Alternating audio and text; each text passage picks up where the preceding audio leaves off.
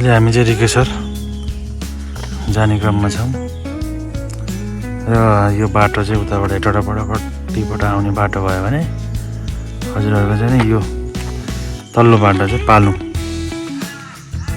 पालुङ दामन हुँदै आउने बाटो भयो र अब हामी अगाडि बढ्दैछौँ।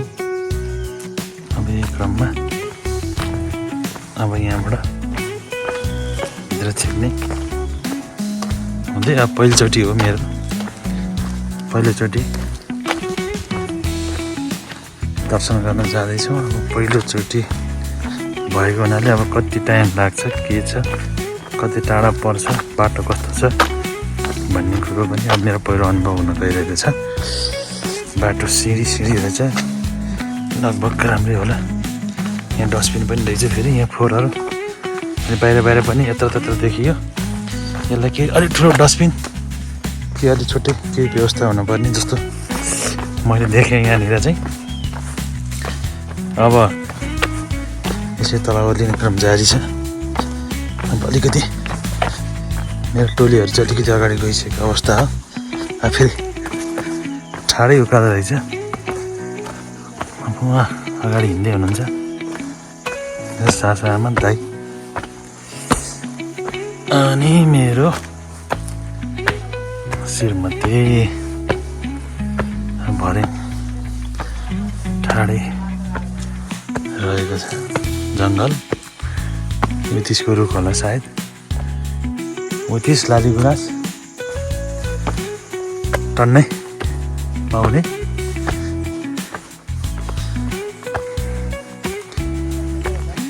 अब लगभग जाने क्रममा छ।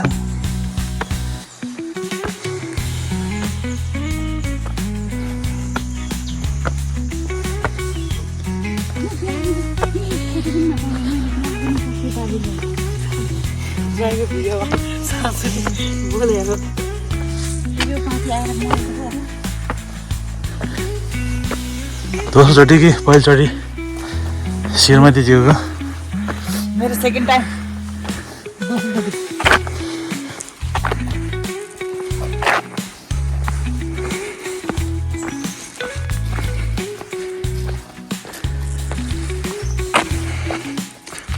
खै आमा आउँदै हुनुहुन्छ? होमा बज्रेको छ त्यहाँ मासु त्यहाँ गाडो उकालो मासु त्यहाँ अलिकति गाह्रो भइरहेको अनुभव। लुङ्दाहरू फरफाइरहेको। हिजो साँझमा अलिक पानी परेको भएर यहाँ जाडो अलिक बढी नै छ। आज वैशाखको 17 गते भइसकेको अवस्थामा पनि अलि जाडो नै छ होइन त? जाडो छ, अलि जाडो नै छ। दाइ अगाडि गइसक्नु भयो। उकालो ओह्रालो रहेछ बाटो चाहिँ। ओह्रालो फेरि उकालो पनि होइन। फेरि 800 भने चाहिँ लगभग 1 किलोमिटर रहेछ मन्दिर पुग्नलाई। अब यहाँ लुङ्दाहरूले गर्दा राम्रो देखेको, रमाइलो। थकाइ हराएर मन आनन्दित एकदम लुङ्गा देखेपछि मलाई चाहिँ। र जो आउनु भएको छैन, अब यो भिडियो हेरेर बाटो कस्तो छ, के छ, यहाँ रोड हाइवेदेखि मन्दिरसम्मको म देखाउन गइरहेको छु। अब अनि आउनु होला एकचोटि सबैजना आउनै पर्ने ठाउँ। अब यहाँबाट अझै 800 मिटर भनेको लगभग हामी 200 मिटर हिँड्यौँ होला। मेन बाटोबाट चाहिँ ठ्याक्कै 1 किलोमिटर 1000 मिटर छ जस्तो लाग्यो मलाई। 6 जस्तो भन्दा होइन, 6 नै भन्नु मिल्छ। यहाँ छ। अब म चाहिँ अब हिँडिरहने बानी त्यति नभए नि त्यति गाह्रो भएको छैन। अब उहाँहरू त फेरि जुम्बा क्लास गर्ने उफ्रिने दौडिने गर्नुहुन्छ, उहाँलाई त केही जस्तो लागेको छैन होला होइन? होइन म्याडम? हिँडेकै जस्तो नि मलाई आवाज भएको छैन छैन एकदम एकदम यो त जुराएर यसरी जुराएर यसरी गुरु हेम्बर्से गुरुदेवजीको थानमा आउनु पाएँ मम्मीसँग मेरो दाइसँग मेरो बुढासँग यसरी परिवारसँग आउनु पाउँदा त मेरो मन त एकदम खुसी छु म आज यसरी मामा घरको ममलाई औँसी भात खुवाएर फर्किने क्रममा देउताको थानमा आउन पाइयो है धेरै धेरै खुसी छु म धन्यवाद श्रीमानज्यूलाई पनि मेरो प्रस्ताव स्वीकारेर मसँग आइदिनु भएकोमा धेरै धेरै धन्यवाद रमेश सरलाई अब हामी जानु पर्नेछ ए ठाउँमा डस्टबिन प्रतीक्षालय सबैको व्यवस्था राम्रो देखियो यो लुङ्दाले चाहिँ एकदम राम्रो देखिएको छ अब फेरि उरालो लाग्दैछौँ त्यो पछि फेरि उकालो अब यहाँ प्रतीक्षालय डस्टबिन सबै छ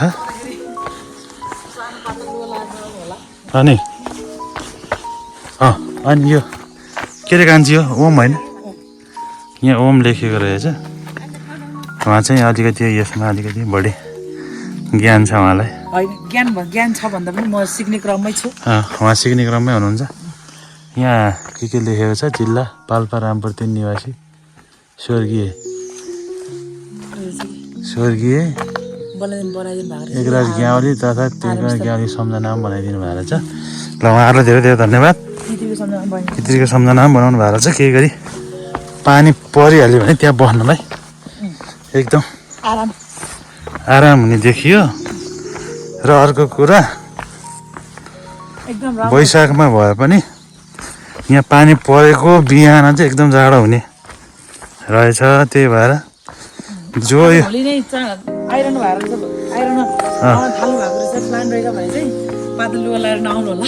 अलिकति अब यसरी आउने क्रममा एउटा ज्याकेट भए पनि हालेर आउनु होला यहाँ चाहिँ अलिकति पोखरी जस्तो पानी जस्तो पनि रहेछ अनि यो के भन्छ कान्छी यसलाई सबैले यस्तो गरेर उहाँ पनि देखेको थिएँ यहाँ पानीको मुहान त्यो ट्याङ्की जस्तो है माथि ट्याङ्की जस्तो छ अब हामी अझै अगाडि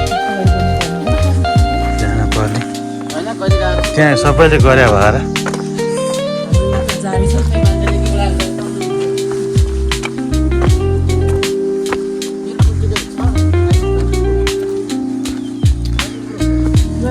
ल अब यो बाटो यस्तो यस्तो रहेछ रमाइलो रहेछ नथाकिने उकालो ओह्रालो ठाडो उकालो पछि फर्किँदा ओह्रालै हुन्छ कोही विशेष गरी प्राय तर यो चाहिँ एकदम अलिकति उकालो अलिकति ओह्रालो रहेछ हिजो हामी फर्किनु त पालोमुता हाम्रो सासूआमाको माइतमा जाने क्रममा नि यहाँ टोलीहरू थिए बाहिर 2-3टा बसहरू थियो आज चाहिँ एउटा मात्र आएछ गाडी रहेछ जे होस् यहाँ दैनिक रूपमै भक्तजनहरूको एकदम चाहिँ आस्था उहाँहरू जो हुनुहुन्छ एक किसिमको आस्था राख्नुहुने उहाँहरू चाहिँ आउनुहुने रहेछ अब यो ठाडै ओह्रालो रहेको छ सिमी भएर एकदम सजिलो तर यो पत्कर भनिदिन्छ यो पातले चाहिँ अलिकति चिप्लिन्छ कि भन्ने डर हो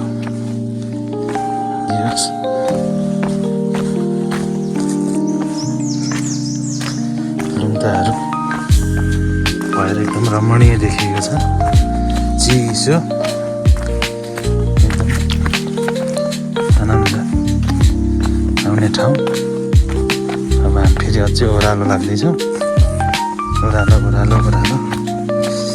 अनि त्यो पछि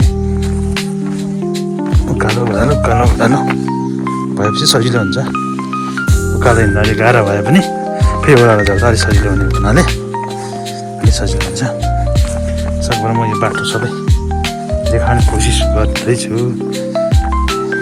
त्यसरी रहेको छ गाडी छ लुम्ताहरू छ होटलको स्टिकर जस्तो छ त्यो पिनुस होटल दामन रहेछ जे होस् अब त्यहाँ अझै 600 भनेपछि हामी 200 बल्ल 200 किलो 1 किलो अरे फेरि 200 मिटर हिँडेर जाउँ बल्ल 200 मात्रै अब रिकेश्वर मन्दिर 600 मिटर अघि 800 अहिले 200 चाहिँ हामी हिँडिसकेको अवस्था हो अब यहाँनिर लुन्ताहरू सबै बाटोभरि नै वहीँसम्म लुन्ताहरू रहेछ यहाँ आउँदै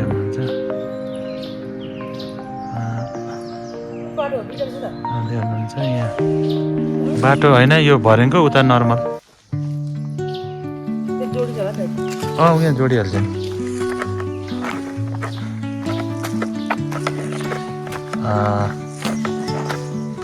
अब हिँड्दै जाने क्रममा अझै 500 मिटर देखिएको एउटा बोट हामीले यहाँ देखिएका छौँ भनेपछि लगभग अब त्यो रमाइलो भइरहेछ हिँड्ने क्रममा रमाइलो भइरहेछ तपाईँको एकचोटि ठाडो उकालो ओह्रालो नभइकन कहिले कल कहिले ओह्रालो भएर रमाइलो भइरहेको छ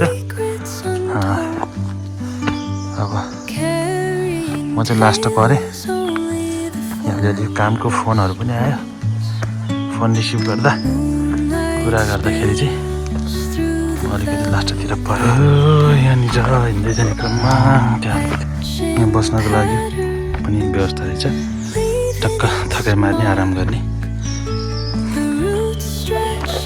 यहाँ फर्किँदै पनि हुनुहुन्छ उहाँहरू चाँडै आउनु भयो होला सायद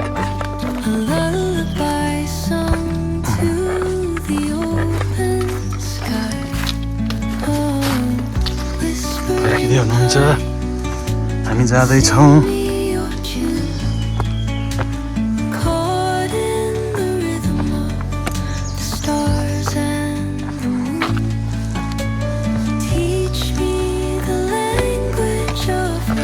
लाली गुराँस पनि यहाँ फुलेर पनि भुइँमा झरिरहेको अवस्था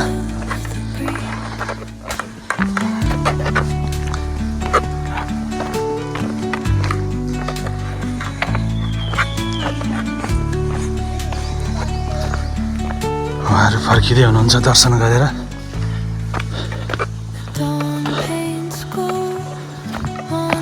हामी जाँदैछौँ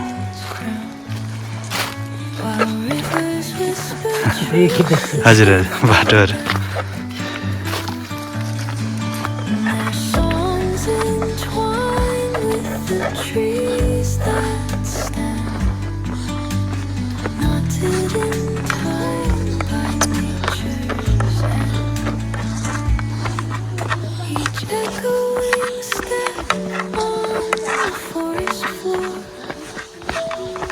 हुन्छ उहाँहरू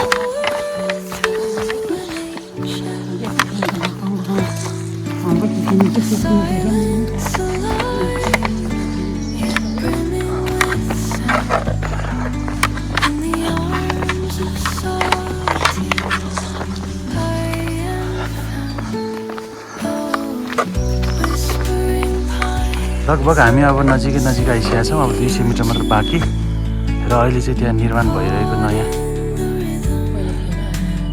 निर्माण भइरहेको रहेछ निर्माण कार्य भएको छ अब हामी त्यहाँ पुगेर अलिकति डिटेलमा पनि खिच्छौँ अनि के छ कतिको गाह्रो भइरहेछ अलिअलि नजिक आइसक्यो ल ठिक छ अलि थकाइको साथसाथै थोरै थकाइ धेरै खुसी छ अत्याधुनिक पनि भनौँ प्लस एकदम आकर्षक गुम्बा बन्दै गरेको रहेछ पूर्ण रूपमा फिनिसिङ हुन बाँकी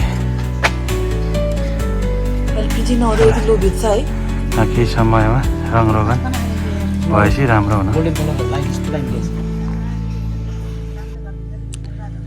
फाइनली हामी चाहिँ नजिक आइपुगिसकेका छौँ अब यहाँ हाम्रो यहाँ बत्तीहरू, यहाँनिर लुङ्गाहरू, चियाहरू पनि बेच्नुहुँदो रहेछ यहाँ दिदीले। बत्तीहरू यहाँ साङ पनि भइरहेको छ। अब लगभग भइसकेको छ। मन्दिर वरिपरि जथाभावी फोहोर नफालिदिनु होला। मन्दिरलाई सफा राख्ने हामी सबै कर्तव्य हो। 100% हाम्रै धर्म, हाम्रै संस्कृति बचाउनको लागि एकदम आवश्यक रहेको छ। यता म्याडम, यता आउनु। म्याडम यता आउनु, अगाडि यहाँ आउनु। यहाँनिर भन्नु त के भन्न खोज्नु भयो? अहिले हामी चाहिँ गन्तव्य स्थलमा पार्नु पर्यो। हामी चाहिँ अहिले अब यहाँ कति रमाइलो, कति आनन्दित ठाउँ रहेको छ।